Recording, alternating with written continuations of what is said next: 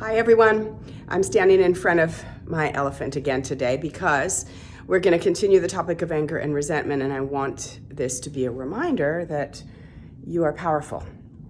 All the power is within you, and I mean that 100%. So the body has a language, and many different cultures and traditions work with this on a spiritual, emotional level. And we do very much so in Chinese medicine and in all the other indigenous medicines that I've studied. So I wanted to talk a little bit today about that. It's a wonderful language that can help us in our own internal healing. Now, there's also a difference between healing and curing, and healing is a much deeper experience. When you are experiencing like shoulder pain, for example, and you are addressing the psycho-emotional, spiritual component as well as the physical, your results will be much, much more powerful.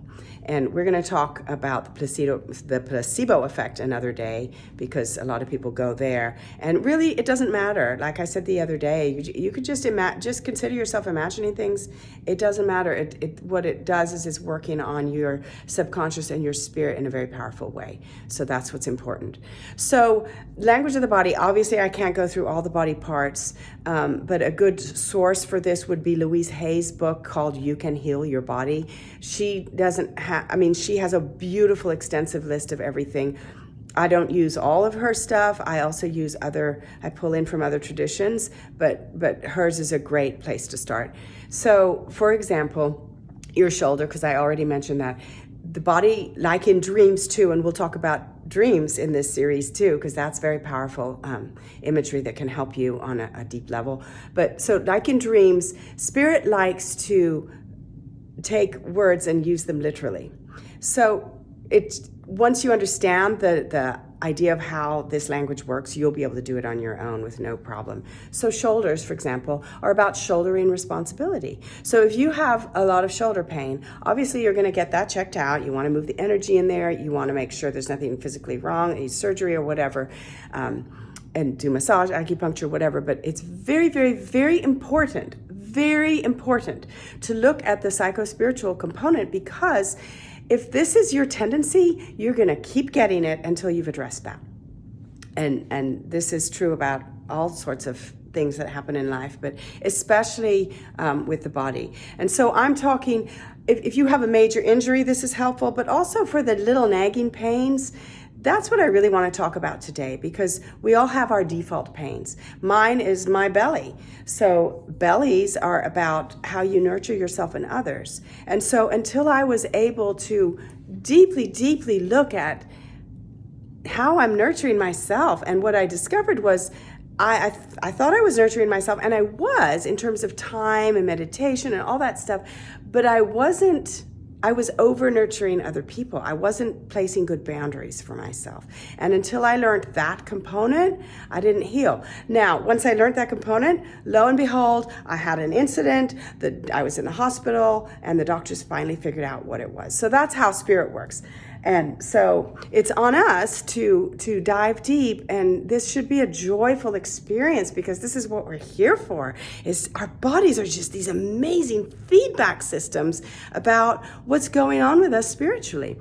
So shoulders, I'm just going to run through a few really basic ones. Shoulders are about shouldering responsibility. So are you shouldering too much? Where do you need to draw back? Where do you need to place boundaries in a loving, compassionate way, both for yourself and for other people? Where are you not taking on responsibility? What areas of your life are you not looking at? So those are all questions you can ask yourself and journal about too.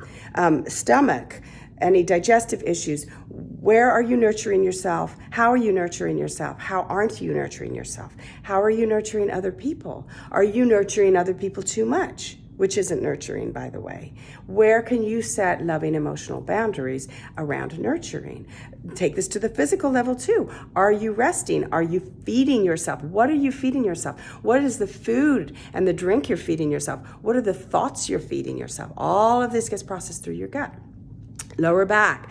Lower back is about security, specifically tribe or family of origin and money.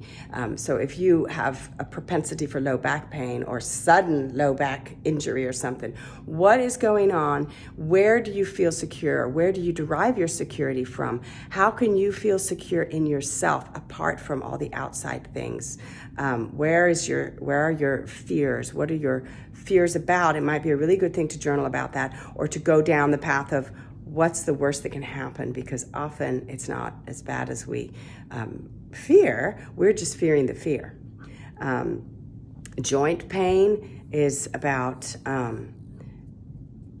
just fear of connection. So feeling unconnected and disconnected. And so questions to ask yourself is how can I create more flow in my life? How can I create more connection? Maybe I need to spend more time outside with nature, etc. So I've gone way over on this one. Please feel free to PM me or put in the comments if you have any specific questions. And I'm going to sign out for now. Day whatever, healing from within, tips and tools for transformation. Don't forget, all of your healing comes from within. All right, see you tomorrow.